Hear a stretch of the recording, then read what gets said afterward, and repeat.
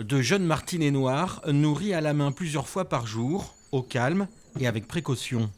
Ils sont plus d'une dizaine dans ce centre et les fortes chaleurs y sont pour beaucoup. Il va nicher sous les toits et sous les toits il fait chaud et du coup en période de grosse chaleur il fait encore plus chaud. Donc ce qui va se passer c'est que le martinet va chercher un peu de fraîcheur et donc il va s'éloigner un petit peu du centre du nid et il va finir par tomber. Dans la partie nurserie, on donne le biberon à ce bébé laireau, un petit rongeur nocturne cousin du Loir.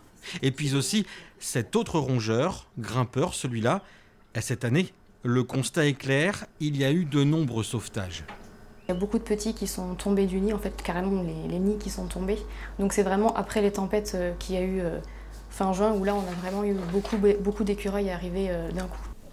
Au centre de sauvegarde de la faune sauvage de Torsac, en Charente, les aléas climatiques font grimper l'activité. Après parfois une longue prise en charge, les animaux sont relâchés pour regagner leur habitat naturel.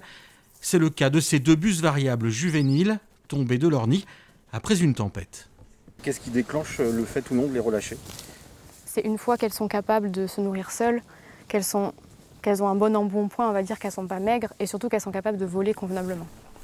Ouvert depuis 1995, la structure entièrement financée par quelques dons et subventions montre quotidiennement son utilité pour la protection de la faune sauvage.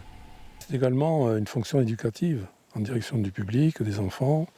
On leur démontre que finalement, on peut prendre en charge certaines difficultés de la faune sauvage ces difficultés sont issues de finalement l'environnement humain.